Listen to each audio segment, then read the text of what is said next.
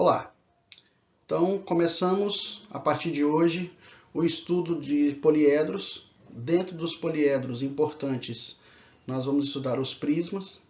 Os prismas, eles são sólidos geométricos que têm duas bases paralelas e congruentes e arestas laterais que podem ser inclinadas ou não.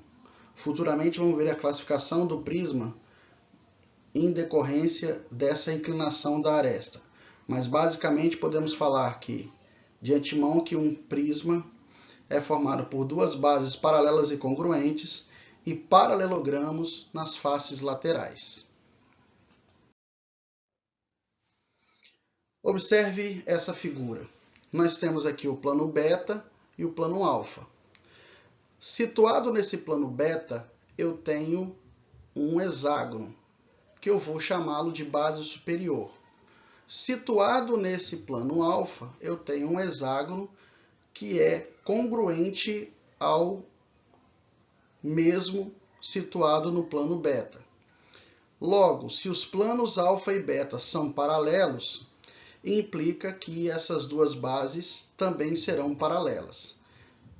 E congruentes, porque basicamente isso vem da característica de um prisma. Quem une os segmentos que vão ligar essas duas bases são chamados de arestas laterais. Então, eu tenho aqui um hexágono na base superior, um hexágono na base inferior e arestas laterais que ligam os vértices desse hexágono. Eu tenho, então, duas bases paralelas e congruentes e eu tenho paralelogramos nas faces laterais. Os prismas, eles têm uma larga aplicação no nosso cotidiano. Muitas das embalagens que nós vemos em supermercados, farmácias, lojas, são em formato de prisma. Uma caixa de remédio, uma caixa de suco, uma caixa de presente, uma caixa de fósforo, um caixote, uma caixa para armazenar algum tipo de material. Geralmente, o formato mais usado é a forma de prisma. Os elementos do prisma são as duas bases, superior e inferior, base 1 e base 2, paralelas e congruentes. Nós temos aqui as arestas dessas bases. Nós temos as arestas laterais, aquelas que formam o paralelogramo. Nós temos a altura, que é a distância entre as bases. Vale lembrar que nesse exemplo, não necessariamente a altura e a aresta lateral significa a mesma coisa, porque a altura de um prisma tem que formar 90 graus com a base, e essa aresta lateral aqui está inclinada. Isso futuramente vamos perceber que esse prisma é um prisma oblíquo, exatamente por essa aresta lateral ter um ângulo diferente de 90 graus. Mas basicamente nós temos as duas bases, os paralelogramos laterais, as arestas laterais e as arestas da base. A área total desse prisma é a formação dos dois hexágonos das bases, mais os 6 paralelogramos que são formados. É claro que o número de paralelogramos depende intimamente da base do prisma. Esse prisma só tem 6 paralelogramos porque a base tem 6 lados, ok? Isso está interligado.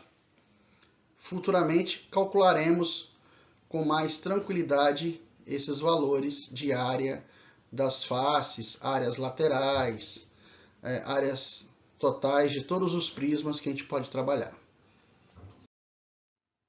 Bom, a nomenclatura do prisma ela está intimamente ligada ao tipo de base que ele possui. Se a base for um triângulo, eu chamo esse prisma de prisma triangular.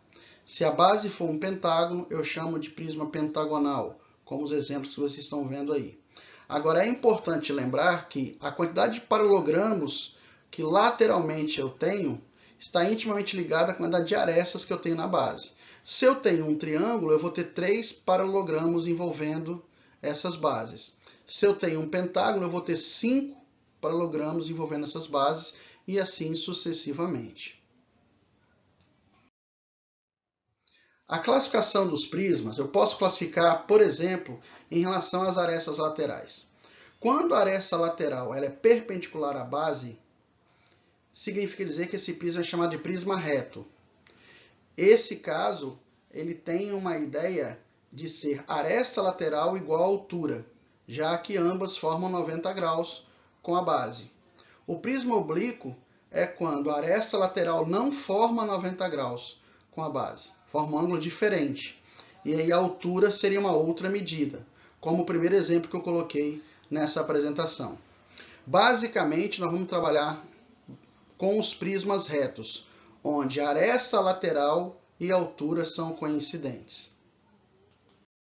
Uma classificação importante para os prismas é o prisma regular.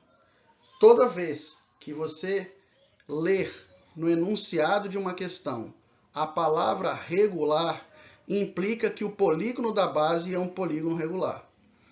Portanto, se eu tivesse só prisma triangular, esse triângulo poderia ser um triângulo retângulo, um triângulo isósceles, um triângulo escaleno qualquer. Mas como ele vem acompanhado da palavra regular, implica que esse triângulo ABC, obrigatoriamente, ele é um triângulo equilátero.